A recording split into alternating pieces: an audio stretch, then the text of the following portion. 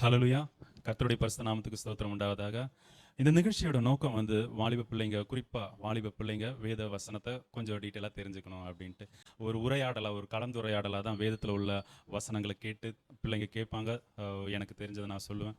Okay, இது சின்ன ஒரு கலந்துரையாடல் தான். வேதத்தை இன்னும் அதிகமாக தெரிஞ்சு கொள்றதுக்கு நம்மளுடைய பக்தி விருத்திக்கு எதுவாக அமையும் எதிர்பார்க்க. இவங்க ஆஷ்லின், இவங்க அபிஷா, இவங்க சிஎஸ்ஐயில் இருக்காங்க, ஒரு ஊழியக்காரரோட மகள். இவங்களும் முழு நேர ஊழியத்துக்கு தங்களை ஒப்பு கொடுத்துருக்காங்க. இவங்க பெண்டிகாஸ்டல் சபையில் இருக்காங்க. சரி, நம்ம தொடர்ந்து பிள்ளைங்களுக்கு, வாலிப பிள்ளைங்களுக்கு இருக்கிற டவுட்ஸை ஒன்று ஒன்றா கேட்கலாம். சரியா? இந்த நிகழ்ச்சிக்கு கர்த்தர் கொடுத்த வார்த்தை என்னன்னா, என்னால செய்யக்கூடாத அதிசயமான காரியம் உண்டோ என்ற வார்த்தையின்படி நிச்சயமா அவர் நம்ம இருதயத்துல பேசுவாரு. அவரால் செய்ய முடியாத விஷயம் ஒண்ணுமே இல்லை. ஓகேவா? அவர் செய்ய நினைச்சது தடப்படாது. நீங்க விசுவாச இந்த நிகழ்ச்சி முடிஞ்சா முழுவதுமா பாருங்க. கர்த்தர் நிச்சயமா உங்களை ஆசீர்வதிப்பாராக. சரிம்மா, நம்ம கேள்விக்கு போலாமா? ஞானஸ்தானம்னு சொல்றாங்கல்ல, அது எந்த மாதிரி எடுக்கிறது கரெக்டு? ஆக்சுவலாக இது உலக கிறிஸ்தவர்கள் மத்தியிலே இது ஒரு பெரிய டவுட். ஒவ்வொரு இடத்துல ஒவ்வொரு விதமாக சொல்கிறாங்க இல்லையா? அதை தண்ணியில் முழுகி எடுக்கணும் அப்படின்னு சொல்லுவாங்க. இல்லை தெளிப்பு ஞானஸ்தானம் அங்கீகரிக்கப்பட பைபிளில் இல்லை அப்படி சொல்லுவாங்க. இந்த மாதிரி ஞானஸ்தானத்தில் பல்வேறு கருத்து ஒவ்வொரு போதகரை குறித்து வேரி ஆகும். ஒவ்வொரு டினாமினேஷன் குறிச்சுமே வேரி ஆகும் இல்லையா? ஆக்சுவலாக வசனத்தின்படி நம்ம இந்த உலகத்துக்கு மறிக்கிறது தான் ஞானஸ்தானம். ஓகேவா? அதாவது நம்ம இந்த உலகத்துக்கு மறித்து கிறிஸ்துவுக்குள்ளே எழும்புறது தான் ஞானஸ்தானமே. இப்போது அகஸ்டின் ஜெபகுமார் அங்கிள் நினைக்கிறேன் அழகாக சொல்லியிருக்காங்க, நீங்கள் எப்படி ஞானஸ்தானம் எடுக்கிறீங்களோ கர்த்தருக்குள்ளே, கிறிஸ்து இயேசுக்குள்ளே ஞானஸ்தானம் எடுங்க அப்படின்னு சொல்கிறாரு. பவுலுமே அதுதான் சொல்கிறார். ஓகே, நம்ம இந்த உலகத்தை, இந்த ஜீவி உலகத்தை வெறுத்து உலக வாழ்க்கை எனக்கு வேணாம், கர்த்தரே போதும், அவருடைய வசனத்தின்படி வாழ்வேன்னு சொல்லி எடுக்கிறது தான் அது ஞானஸ்தானம். அது இப்போ தெளிப்பு ஞானஸ்தானம் அங்கீகரிக்கப்படாது அப்படின்னு இப்போ சிஎஸ்ஐலலாம் நான் 14 வயசில் ஆரம்பிக்கும் போது அப்படி தான் எடுத்துக்கிட்டேன். அதுக்கப்புறமா நான் பெரியவனான ஆனதுக்கப்புறமா ஒய்ஃப் சொல்லி நான் மூழ்கி ஞானஸ்தானம் எடுத்தேன். ஓகேவா? இப்போ ஞானஸ்தானம் ஃபஸ்ட்டு திங்கு நம்ம உலகத்துக்கு மறித்து எடுக்கணும். ரெண்டாவது மத்திய 28 கடைசி வசனத்தில் அழகாக சொல்லும், நீங்கள் உலகம் எங்கிலும் போய் சகல ஜனங்களையும் ஷீஷராக்கி ஞானஸ்தானம் கொடுங்க அப்படின்ட்டு சொல்லும். ஓகேவா? அப்போது நம்ம ஒவ்வொருத்தரும் ஷீஷராய் தான் ஞானஸ்தானம் எடுக்கணும். ஷீஷராயினா என்னென்னா, தனக்குள்ளே எல்லாத்தையும் எதுவும் எனக்கு வேண்டான்னு சொல்லி. இப்போ பேதுரு பார்த்தீங்கன்னா, அவர் முழுவதும் பிரயாசப்படுறாரு, மீன் பிடிக்கிறாரு, ஆனாலும் ஒன்றுமே அவர்கிட்ட கிடைக்கல இல்லையா? இயேசு கிறிஸ்து சொன்னபடியுமே, ஆயினும் உம்முடைய வார்த்தையின்படியே வலைய போடுறேன்னு போடுறாரு. 2 படகு நிரம்பத்தக்க மீன் வருதா? அப்போவும் என்ன பண்ணுறாரு அவரு? சரி, இது வேணாம், தேவனே போதும். ஓகே, இனி உன்னை மீன் பிடிக்கிறவனா இல்லாமல் மனுஷரை பிடிக்கிறவனா மாற்றுவேன்னு சொன்ன தேவனை அவரை பின்பற்றி தொடங்கிட்டார். ஆக்சுவலாக இதுதான் சீஷத்துவம். மத்திய டாக்ஸ் கலெக்டராக இருக்காரு, ஆனால் அவர் என்ன பண்ணுறாரு? இயேசுக்கு என்ன பின்பற்றிவான்னு சொன்னோடனே எல்லாத்தையும் விட்டுட்டு போகிறார். ஓகே, இதுதான் சீஷத்துவம். ஓகே, எதுவும் வேணாம், அவரே போதும். ஓகே, வசனம் சொல்லும் இல்லையா, தேவையானது ஒன்றே அப்படின்ட்டு. அப்போது இந்த உலக வாழ்க்கையே எனக்கு வேண்டாம், அதுக்குண்டான அடையாளம் தான் அது உலகம் உங்களை அங்கீகரிக்க முடியாது, சபைக்குள்ளே உங்களை சேர்த்துக்கொள்ளும்படியாக. ஆக்சுவலாக சொன்னால் கிறிஸ்தவத்தில் சடங்கு அந்த மாதிரி கிடையாது, ஆனால் ஒரு சில அடையாளங்கள் இருக்குது. இப்போ ராப்போஜனமாக இருக்கட்டும், இல்லை ஞானஸ்தானம், இது ஒரு சில அடையாளம். ஆக்சுவலாக ஆவியில் எடுக்கிறது இதுதான். இந்த உலகம் எனக்கு வேண்டாம் சொல்லி கிறிஸ்துவுக்குள்ளே மறிக்கிறது தான் ஞானஸ்தானமே. ஹல்லேலூயா. புரிஞ்சுதா? இதில் டவுட்ஸ் இருந்தால் கேளுங்க. திருவிருந்து யார் யாரெல்லாம் எடுக்கலாம்? அதாவது திருவிருந்து, அந்த ராப்போஜனம் யார் யாரெல்லாம் எடுக்கிறான், அதுக்கு குவாலிஃபிகேஷன் என்ன அப்படின்னு கேட்குறீங்க இல்லையா? அப்போது திருவிருந்துங்கிறது முதல்ல என்னென்னு நம்ம தெரிஞ்சுக்கணும் இல்லையா? அவருடைய மாம்சத்தை நம்ம புசிக்கிறோம், அவருடைய ரத்தத்தை நம்ம பானம் பண்ணுறோம். அவர் அதான் சொல்கிறார், என்னுடைய மாம்சத்தை புசித்து என்னுடைய ரத்தத்தை பானம் பண்ணுகிறவனுக்கு நித்திய ஜீவன் உண்டு அப்படின்ட்டு. அதில் பங்கு கொள்ளாதவங்களுக்கு நித்திய ஜீவன் இல்லைன்னு சொல்கிறார் இல்லையா? ஆக்சுவலாக அவர் அதையுமே சீஷர்கள் இடத்துல என்ன சொல்கிறாரு? என்னுடைய மரணத்தை 1 கொரிந்தியர் 11ஆவது அதிகாரத்தில் பவுல் சொல்லுவார். ஓகேவா? நான் உங்களுக்கு ஒப்புவிக்கிறத கர்த்தர் இடத்துல இருந்து பெற்றுக்கொண்டேன் அப்படின்னு சொல்லிட்டு சொல்லுவார். அதனுடைய ப்ரொசீஜர் சொல்லுவார். ஓகே, ராப்போஜனம் எப்படி எடுக்கணும்ன்ட்டு, அதை எதுக்காக, பர்பஸ் என்னங்கிறது அழகாக சொல்லுவார். ராப்போஜனம் எடுக்கிறது எதுக்குன்னா, அவருடைய மரணத்தை நினைவு கூறும்படியா. ஓகேவா? அப்போ ஏன் அவருடைய மரணத்தை நினைவு கூறணும்?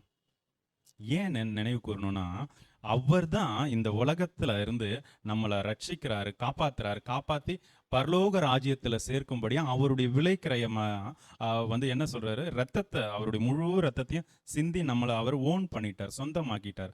ஓகேவா? நம்ம எல்லாம் அவருக்கு சொந்தமானவங்க, அவருக்கு தான் நம்ம மேல அதிகாரம் இருக்கு இல்லையா? பேதுரு அழகா எழுதுவாரு. அப்போ அதை நம்ம நினைவு கூறணும். நம்ம இந்த உலக மனுஷங்க அல்ல. ஓகேவா? நான் இந்த உலகத்தான இல்லைங்கிறத நம்ம ஞாபகம் வச்சுக்கணும். அதுவும் அவரோட வந்து நம்ம ஒவ்வொருத்தருமே புதிய ஏற்பாட்டு சபை எப்படின்னா, ஒவ்வொருத்தரும் ஆவிக்கேற்ற மாளிகையா கிறிஸ்து இயேசுவோடு இணைந்து கட்டப்பட்டுட்டு வரோம். இந்த மாளிகையில வந்து அவர் தான் வந்து அஸ்திவாரக்கல், ஓகே, மூளைக்கு தலைக்கல்லா இருக்கார். நம்ம ஒவ்வொருத்தரும் ஆவிக்கேற்ற மாளிகையா கட்டப்பட்டுக்கிட்டே வரோம் இல்லையா? அப்போ அதுக்கு அவர் தான் மூலக்கல். அவரை நம்ம மறந்துடக்கூடாது. அவரை இல்லாம நமக்கு நித்திய ஜீவன் இல்லை. வழியும் சத்தியமும் ஜீவனுமா இருக்காரு. அவர் தான் வந்து வாசலா இருக்கார். அவர் தான் மெய்ப்பனா இருக்கார். எல்லாமே அவர் தான் இல்லையா? அவரை நினைவு கொள்ளும்படியா வந்து எடுக்கணும். இதை எடுக்கிறதுக்கு வந்து தகுதி என்னன்னு பார்த்தா, சரி, அப்போ யார் எடுக்கலாம் அப்படின்னு பார்த்தா, சீஷனா இருந்தாலே எடுக்கலாம். சீஷனா என்னன்னு நம்ம ஞானஸ்தானத்திலே பார்த்துட்டோம் இல்லையா?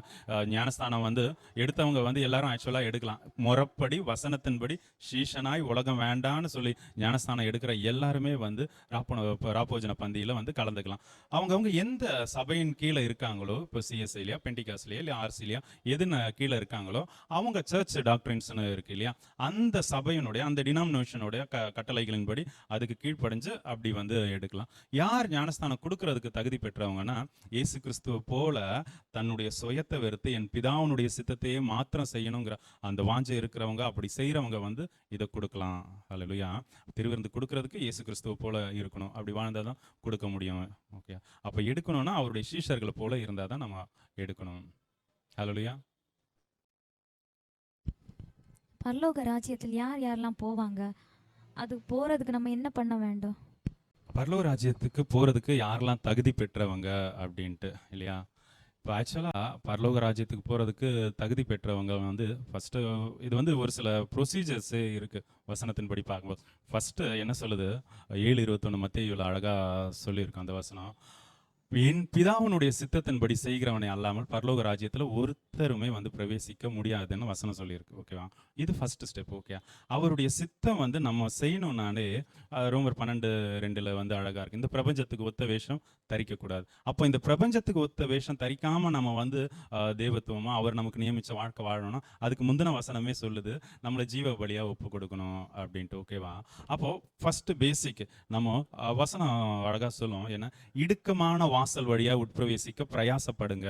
ஓகே, கேட்டுக்கு போற வாசல் வந்து விரிவும் அது விசாலமா இருக்கு அப்படின்ட்டு. அது பார்க்க வந்து நல்லா ஹைவே மாதிரி இருக்குன்னு வச்சுக்கோங்களேன். ஆனா இது எப்படி இருக்கு, ஒரு சின்ன ஸ்ட்ரீட், ஸ்லம்குள்ள போற ஒரு ஸ்ட்ரீட் மாதிரி, அது இடுங்கி இடுங்கி போறோம்ல, அந்த மாதிரி மேபி இருக்கும் அப்படின்ட்டு. அதாவது அழகா, ரொம்ப அழகா வசனம் சொல்லும். நான் ஏன் வசனத்தை எல்லாம் அழகானா எனக்கு அப்படிதான் வந்து புரிஞ்சுது. ஓகே, 30-35 வருஷம் ஒரு சபை கீழே வந்து போய்கிட்டே இருக்கும்போது எனக்கு புரியல அந்த ரட்சிப்பின் சந்தோஷம் என் இருதயத்தை அவருடைய ஒரு வசனம், ஒரு வார்த்தையின் மூலியமா என்ன கட்டில் கிடையா இருந்த என்ன எழுப்பும் போது அது ஒவ்வொன்றுமே வந்து அந்த வார்த்தைக்குள்ள ஜீவன் வந்து புரிஞ்சிக்க முடியுது. ஓகே, அப்போ இந்த இடுக்கமான வாசல் வழியா உட்பிரவேசிக்க பிரயாசப்படுங்கள்னு சொல்லியிருக்கு. இனி ஒரு சுவிசேஷ பகுதியில் அதை கண்டடைகிறவங்களே சிலர் அப்படின்ட்டு. ஓகே, நீங்களாம் ஆவலா கேட்கும்போது நிச்சயமா வந்து அந்த வாஞ்சியோட நீங்களாம் இப்போ கண்டடைஞ்சிருக்கீங்க. ஓகேவா? அப்போ இப்படி இதுதான் வழி பரலோகத்துக்கு போகிறதுன்னு தெரிஞ்சிருக்கு. இது வந்து ஃபர்ஸ்ட் ஸ்டெப்பு தான். என்ன, பிதாவுனுடைய சித்தத்தின்படியே செய்யணும் அப்படிங்கிறது.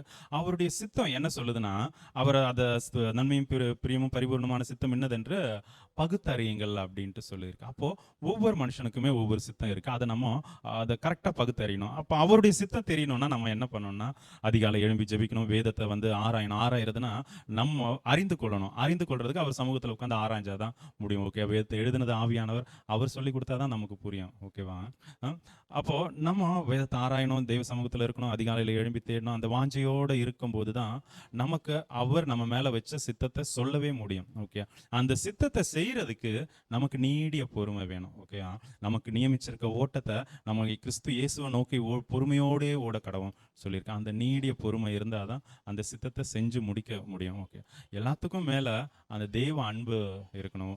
ஓகே, அந்த அன்பின் நிறைவு, இது எல்லாமே நேற்று கேட்ட மாதிரி இருக்கு இல்லையா? அதனுடைய கண்டினியூஷன் மாதிரி இல்லை நேற்று மெசேஜில். சரியா? அப்போ அதான் அந்த அன்பினுடைய பூரணம் வந்து என்ன சொல்றது, நம்ம சரீரத்தையே அன்பினுடைய எக்ஸ்ட்ரீம் என்னன்னு பார்க்குறோம். இயேசு கிறிஸ்து அழகாக சொல்றாரு, தன் சிநேகிதனுக்காக ஜீவனை கொடுக்கறது காட்டிலும் மேலான அன்பே இல்லைன்னு. அதே வந்து நிருபத்தில் என்ன சொல்லியிருக்குன்னா, 1 கொரிந்தியர் 13 உன் சரீரத்தை சுட்டெரிக்க கொடுத்தாலும் அன்பு உனக்கு இல்லைன்னா அது ஒண்ணுமே இல்லைன்னு சொல்றாரு இல்லையா? நீ பரிபூர்ணமா இருக்கணும்னு நினைச்சேன்னா அந்த வாலிபன்ட்ட என்ன சொல்றாரு? உனக்கு இருக்கிற எல்லாத்தையும் வித்து தரித்திரருக்கு கொடு அப்படின்னு சொல்றாரு. இங்க அதே 1 கொரிந்தியர் 13 என்ன சொல்லுதுன்னா, நீ உன்னுடைய எல்லாத்தையும் வித்து தரித்திரருக்கு கொடுத்தாலும் அன்பு உனக்கு இல்லைன்னா ஒண்ணுமே இல்லைன்னு சொல்லி அன்பை பத்திய விஷயங்கள் சொல்றாரு இல்லையா? அப்போ ஃபர்ஸ்ட் நமக்கு அதான் எனக்கு தெரிஞ்ச என்னுடைய அனுபவத்துல சொல்றேன், ஃபர்ஸ்ட் நமக்கு இந்த கிறிஸ்தவத்துல அன்பு தான் வந்து அது பிரைம். ஓகேவா? அந்த அன்பு எந்த மனுஷனுக்குள்ள இருக்கோ அவனுக்குள்ள நிச்சயமா வந்து கிறிஸ்து இயேசு இருக்காரு. ஓகே, ஏன்னா தேவன் அன்பாவே இருக்கார். பரலோகத்துக்கு போறதுக்கு முதல் படியே அன்பு. ஓகே, 2வது அவருடைய சித்தத்தை அவருடைய சித்தத்தின்படி செய்யணும். ஓகே, 3வது அவருடைய சித்தத்தின்படி செய்யறதுக்கு நமக்கு ரொம்ப ரொம்ப ரொம்ப நீடிய பொறுமை வேணும். ஓகே, இதெல்லாம் ஆவியின் கனியிலே இருக்கணும். கனியுள்ள வாழ்க்கை நம்ம வாழ்ந்தா மட்டும்தான் வந்து இப்படி பரலோகத்துக்கு போக முடியும். இதை வந்து ஒவ்வொரு டினாமினேஷன்ல ஒவ்வொரு மாதிரி வந்து சொல்லுவாங்க. ஆர்சியில் ஒரு மாதிரி சொல்லுவாங்க, சிஎஸ்ஐயில் ஒரு மாதிரி சொல்லுவாங்க, பெண்டிகாஸ்டலில் ஒரு மாதிரி சொல்லுவாங்க. பெண்டிகாஸ்டல் மீன்ஸ் அந்த ஆவிக்குரிய சபைன்னு சொல்ற சபைகளை சொல்றேன். ஓகேவா? ஏன்னா இவங்க சொல்லுவாங்க இவங்க போக மாட்டேன்னு, இவங்க சொல்லுவாங்க இவங்க வந்து போக மாட்டாங்க அப்படின்ட்டு. ஃபேக்ட் இதுதான். அதாவது ஆர்சியில இருந்து தான் பெர்க்மன்ஸ் அங்கிள்லாம் பாட்டு பாடினாங்க. இந்தியாவில் உள்ள நிறைய குக்கிராமங்கள் ரட்சிக்கப்படுறதுக்கு அவருடைய பாட்டு தான் இதுவாக இருந்தது இல்லையா? நிறைய பெரிய ஊழியர், பெரிய மீன்ஸ் நிறைய ஆத்துமாக்களை ஆதாயம் பண்ண தமிழ்நாட்டில் இருக்க ஊழியர்கள் பார்த்தீங்கன்னா சிஎஸ்சி பேக்ரவுண்ட்ல இருந்து தான் வந்திருக்காங்க. ஓகே, இப்போ இதுல என்ன இவங்களுக்குள்ள கிறிஸ்தவர்களுக்குள்ளேயே வந்து அந்த ஒற்றுமை இல்லாததை பார்க்குறோம். ஆனா நான் என்ன சொல்லுவேன்னா, இது கர்த்தரே அப்படி பண்ணி வச்சிருக்காரு அப்படின்ட்டு. ஓகேவா? அவனுக்கு அளந்த அளவின்படி அவன் வந்து கரெக்டா இருக்கணும். சரியா? அவனுக்கு என்ன, இப்போ எனக்கு ஒரு வசனம் தான் எனக்கு தெரியுது, அதுல எவ்வளவு நான் உண்மையா இருக்கேன். வசனம் சொல்லுது இல்லையா, கொஞ்சத்துல உண்மையா இருக்கிறவனா அநேகத்திற்கு அதிபதியா வைக்கிறேன். அதை ப்ராக்டிக்கலா வேர்ல்ட்லி லைஃபுக்கு கொண்டு வருவாங்க. எனக்கு கற்றுக் கொடுத்தது இப்படிதான். உனக்கு ஒரு வசனம் தெரியுமா, அதுல கரெக்டா இருந்தியா, அதுக்கு அடுத்து அப்படி அப்படியே படிப்படியா உயர்த்துவார். நிறைய வசனம் சொல்லி கொடுத்து நிறைய ஆத்மாக்கெல்லாம் ஆதாயப்படுத்த வச்சு. ஓகே, அப்ப அந்த ஒண்ணுத்துக்கே நமக்கு அந்த கீழ்ப்படிதல் வேணும். ஓகே, நம்ம கீழ்ப்படியணும்னா யாருக்கு கீழ்ப்படியணும், அதுக்குண்டான விசுவாசம் வேணும். ஓகே, இது எல்லாமே ஸ்டெப் பை ஸ்டெப்பா பரலோகத்துக்கு போறதுக்கு உண்டான வழி. ஓகே, நம்ம சிம்பிளா ஒரே வார்த்தையில வந்து சொல்ல முடியாது. சரியா? இப்போ நோவாக்கு ஒரு விதத்துல இருக்கும், பேதுருக்கு ஒரு விதத்துல இருக்கும், இப்போ தானியலுக்கு ஒரு விதத்துல இருக்கும். பரலோகத்துக்கு போனோம்னா நீ இதை செஞ்சு முடிச்சிட்டா வரலாம் அப்படின்ட்டு. இப்போ இந்த இடத்துல நீங்க இதை பரலோகம் எப்படி போறது, யார் போவான்னு கேட்டனால சொல்றேன். இப்போ எலியா தேவ சித்தத்தின்படி செஞ்சாதானே போக முடியும். எலியாட்ட 3 வேலை கொடுப்பார். ஓகே, ஆசகேல சீரியாவின் மேல ராஜாவை அபிஷேகம் பண்ணு, யெகூவை வந்து இஸ்ரவேல்ல வந்து ராஜாவை அபிஷேகம் பண்ணு, உன்னுடைய ஸ்தானத்துல எலிசாவை அபிஷேகம் பண்ணு தீர்க்கதரிசி. ஆனா அவர் அந்த 3 வேலையுமே செய்ய மாட்டார். அதுல ஒண்ணு தான் செய்வார். அவனுடைய ஸ்தானத்துல எலிசாவை தீர்க்கதரிசி அபிஷேகம் பண்ணுவார். அப்போ அது ஒண்ணுதான் செய்வாரு. ஆனா அது வந்து என்ன ஆகும், 3 வேலத்துல நம்ம பார்க்கிற போது 3 வேலை தேவன் கொடுத்து அதுல ஒண்ணுதான் செய்யறாருன்னு. ஆனா அவரை வந்து பரலோகம் வந்து கொண்டு போவோம். சுழல் காட்டினால பரலோகத்துக்கு எடுத்துக்கொள்ளப்பட்டாருன்னு எலியா சொல்லுவோம். ஓகே, அவர் கொடுத்த பாக்கி 2 வேலையும் அவருடைய சீஷன் வந்து செய்வார். ஓகே, அப்போ ஒவ்வொருத்தருக்குமே இண்டிவிஜுவல் அழைப்பு. அதை நம்ம அவரோட இணைஞ்சு சேர்ந்து அதை கண்டுபிடிச்சு அதை செஞ்சாதான் வந்து போக முடியும். ஹல்லேலூயா. தேவ சித்தத்தை அறிந்து கொள்வது எப்படி? ஹல்லேலூயா. இப்போ தேவ சித்தம் தெரிஞ்சுக்கணும்னா இதுக்கு அந்த ரோமர் 12:2 தான் திரும்ப 3ஆவது தடவையாக வருது. ஃபர்ஸ்ட் நம்ம இந்த உலகத்துக்கு ஒத்த வேஷம் தரிக்கக்கூடாது. ஓகே, அதுக்கு முன்னாடி நம்மளை ஜீவ பலியா ஒப்பு கொடுத்துருக்கணும். சரி, இதெல்லாம் வசனத்தின்படி. ஒரு சிலர் வந்து கேட்குறாங்க, நீங்கள் வசனத்தை விடுங்க, உங்கள் கருத்தை சொல்லுங்க. ஓகேவா, நாங்களும் தான் பைபிள் படிக்கிறோம், உங்கள் கருத்து என்ன, அதாவது ப்ராக்டிக்கலாக வந்து கேட்குறாங்க. சரி, ஒரு சிலர் கேட்குறாங்க. அதனால சொல்றேன், இப்போ தேவ சித்தத்தை நம்ம அறிஞ்சிக்கணும்னா முதல்ல தேவன் யாருன்னு தெரியணும், அவருடைய சத்தம் நமக்கு கேட்கணும், அவருடைய தொடுதல் நம்ம உணரணும். தேவன் யாருன்னு தெரிஞ்சாதான் நம்ம அவருடைய சித்தத்தை தெரிஞ்சுக்க முடியும். இப்போ ப்ராக்டிக்கலாக பைபிளில் பார்த்தா நிறைய சித்தம் இருக்குது. ஓகே, எல்லா ஜனங்களும் ரட்சிக்கப்படுறது தேவனுடைய சித்தமாக இருக்குது. வேதத்தை அறிகிற அறிவை அடைகிறதுக்கு அவருடைய சித்தமாக இருக்குது. ஓகே, நம்ம மற்றவங்களுக்கு வேண்டி பாரப்பட்டு ஜெபிக்கிறது அவருடைய சித்தமாக இருக்குது. இந்த 1 தெசலோனிக்கர், சரி, அதில் அப்படியே லைனாக வரும், ஒரு 8-9 சித்தம் வரும். வேறையும் நிறைய இருக்குது. சரியா? இப்போ இண்டிவிஜுவல் மனுஷங்களுக்கு தேவன் தனக்கு வச்சிருக்க சித்தம் அறியணும்னா வேற வழியே இல்லை. ஃபர்ஸ்ட் அவங்க தேவனை அறிஞ்சிருக்கணும். அதுக்குண்டான ஸ்டெப்பு என்னன்னா, நான் அதான் அதிலே சொன்னது தான், அதிகாலையில் அவரை தேடணும், அதிகமாக வசனம் வாசிக்கணும், தியானிக்கணும். நீங்கள் இது எல்லாத்த விட ரொம்ப முக்கியம், முழு இருதயத்தோடணும், முழு ஆத்மாவோடும் அவரிடத்துல அன்பு கூறும்போது அவர் உங்கள் கூட இடைப்படுவார். ஓகேவா? இப்போ நம்ம ஜெபம்னு சொல்லிட்டு என்ன பண்ணுறோம், நம்ம பாட்டுக்கு போய் வேண்டுதல்களையும் விண்ணப்பங்களையும் அவர்கிட்ட வந்து கொட்டிடுறோம். அவர் பேசுறதுக்கு கேட்கறதுக்கு நமக்கு டைம் இருக்க மாட்டேங்குது இல்லையா? நம்ம அதான் நம்மளுடைய தேவையை அவர்கிட்ட வந்து சொல்லிடுறோம், இல்லை கேட்க வேண்டியதை வந்து கேட்டுடுறோம். இது வந்து வேண்டுதல் விண்ணப்பம், இது ஜெபம் கிடையாது. ஆக்சுவலாவுக்கு ஜெபிக்கிறதுனா அவர் சமூகத்தில் இருந்து அவர் பேசுறதை நம்ம ரிட்டர்ன் கேட்கும்போது தான் நம்ம இப்போ ஒரு ஃபோன் பண்ணுறோம், அந்த சைட்லேருந்து சவுண்ட் வரலன்னா என்ன பண்ணுவோம்? 2-3 தடவை ஹலோ சொல்லிட்டு கட் பண்ணிட்டு தான் வருவோம் இல்லையா? இதே தான் வந்து நடந்துட்டு இருக்கு. அவர் சத்தம் வந்து புரிஞ்சிக்க முடியல. ஓகே, இப்போ அடிப்படையாக சொன்னால் இந்த தெய்வ சித்தத்தை அறிஞ்சிக்கிறதுக்கு அபிஷேகம் ரொம்ப ரொம்ப ரொம்ப முக்கியம். ஓகேவா? தெய்வ ஆவியானவருடைய நடத்துதல் இருக்கும்போது தான் தேவனுடைய சித்தத்தை நம்மளால தெரிஞ்சுக்க முடியும். சரியா? அபிஷேகம் ரொம்ப முக்கியம். அபிஷேகம் இல்லாமல் அவருடைய சித்தத்தை அறிந்து கொள்வது ரொம்ப ரொம்ப கஷ்டம். ஏன்னா அவருடைய சித்தம் என்னன்னா, இப்போ நான் பேசுறது அவர் சித்தமா, நான் எழும்பி அடுத்து என்ன செய்யறது அவருடைய சித்தம், இப்படி ஒன்னொன்னுமே அவர் அழகா டிக்டேட் பண்ணி சொல்வார். ஓகே, ஒவ்வொன்றுமே. அப்போ அதை கேட்டு அதன்படி நடக்கணும்னா நம்ம அவர் கூட ரொம்ப அதிகமாக ஐக்கியமாக இருக்கணும். அப்போ நம்ம அவரை நேசிக்கும் போது தான், அவரிடத்துல அன்பு கூறும்போது தான் அவர் பேசுறது கேட்கும். இப்போ சத்தத்தில் நிறைய இருக்கு. தேவன் மாதிரியே ஒளியின் வேஷம் தரிச்ச பிசாசு ஒருத்தன் இருக்கான், அந்தி கிறிஸ்துன்னு நம்ம சொல்றோம் இல்லையா? அவன் பேசுறானா இயேசு கிறிஸ்து பேசுறானான்னு தெரியாது. அவனும் வசனத்தோட தான் வருவான் இல்லையா? இயேசு கிறிஸ்துவே அவன் வனாந்திரத்துல சோதிக்கிறான் வசனத்தை வச்சு. தேவனுடைய வார்த்தையை வச்சே வந்து சோதிக்கிறான், பார்த்தீங்களா? அப்போ அந்த டைம்ல எப்படி ஆக்ட் பண்ணணும்னா, இந்த ஆவியானவருடைய நடத்துதல் எல்லாம் முடியவே முடியாது. எந்த ஒரு மனுஷனாலையும், அதை இயேசு கிறிஸ்துவே சொல்றாரு இல்லையா? இது மனுஷனால கூடாது, தேவனால எல்லாம் கூடும் அப்படின்ட்டு. அப்போ தேவனால எப்படின்னா அவருடைய ஆவியை பெற்றுக்கொண்டு அப்படிதான் வந்து முடியும். தெய்வ சித்தத்தை அறிஞ்சுக்கணும்னா அபிஷேகம் பெற்றுக்கணும், தெய்வ வாஞ்சை இருக்கணும், அந்த அன்பு அவருடைய அன்புல இருக்கணும். அந்த மாதிரி அவர் கூட அதிகமாக உறவுல இருக்கும்போது தான் தெய்வ சித்தத்தை தெரிஞ்சுக்க முடியும். மற்றபடி ப்ராக்டிக்கலாக அந்த பைபிளில் வசனத்தில் படின்னா அது நம்ம கூகுளில் சர்ச் பண்ணாலோ இல்லை அந்த ஆப்பில் சித்தம்னு போட்டு பார்த்தாலே என்னெல்லாம் சித்தம்னு சொல்லிட்டு அந்த வேர்டு ஒப்புமையாக இருக்க வார்த்தைகளை காட்டும். அதுலேருந்து நம்ம எடுத்துக்கலாம் எது சித்தமாக இருக்கணும் கூட.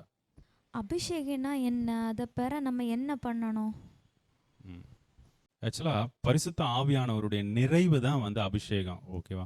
நம்ம வாசிக்கிறோம், ஆவியில் நிரம்பி இதை பண்ணாங்க அது பண்ணாங்கன்னு சொல்லி பார்க்குறோம் இல்லையா? அந்த நிறைவு தான் வந்து அபிஷேகம். அதாவது தேவன் ஆவியாக இருக்காரு, அந்த ஆவியாகிய தேவன் நமக்குள்ளே வந்து ஃபுல்ஃபில் ஆகுறது தான் வந்து அபிஷேகம். ஓகே, அதை எப்படி பெற்றுக்கணும்னா ஃபஸ்ட்டு அபிஷேகத்தை பெறுறதுக்கு வந்து நமக்கு கீழ்ப்படிதல், வசனத்துக்கு கீழ்ப்படியணும். ஓகேவா? அப்புறம் தாகமுள்ளவன் மேலே தான் வந்து அவர் தண்ணீரை ஊற்றுவேன்னு சொல்லியிருக்காரு. அப்போ நமக்கு அதுக்குண்டான தாகம் வேணும். ஆவியானவருடைய வேலை என்ன? வந்து நினைப்பூட்டுவார். ஓகே, நான் உங்களுக்கு சொன்ன எல்லாத்தையும் அவர் நினைப்பூட்டுவார்னு இயேசு கிறிஸ்து சொல்கிறார் இல்லையா? அப்போ நமக்கு வசனம் தெரிஞ்சிருக்கணும். ஓகேயா? இப்படி இருந்தால் தான் வந்து அபிஷேகத்தை பெற்றுக்கொள்ள முடியும். எல்லாத்துக்கும் மேலே நீங்கள் அதிகமாக கேளுங்க. ஓகேவா? அவர் எல்லார் மேலேயும் வந்து என் ஆவியை ஊற்றுவேன்னு சொல்லியிருக்கார் இல்லையா? அப்போ அவர் சொன்னது தான் நம்ம வாஞ்சியோடு கேட்கும்போது நிச்சயமாக வந்து எல்லாரையும் அவர் நிரப்ப வல்லவராக இருக்கார். கர்த்தர் இந்த ப்ரோக்ராம் ஆசீர்வதிப்பாராக. உங்களுக்கு ஏதாவது வேத வசனத்தில் இருந்து கிறிஸ்துவத்துவத்தில் ஏதாவது டவுட்ஸ் உங்களுக்கு வாலிப பிள்ளைங்களுக்கு இருந்ததுன்னா நீங்கள் கமெண்ட்ஸில் கேளுங்க. எங்களுக்கு தெரிஞ்சதை நிச்சயமாக ஷேர் பண்ணுறோம். கர்த்தர் உங்களை ஆசீர்வதிப்பாராக. God bless you all.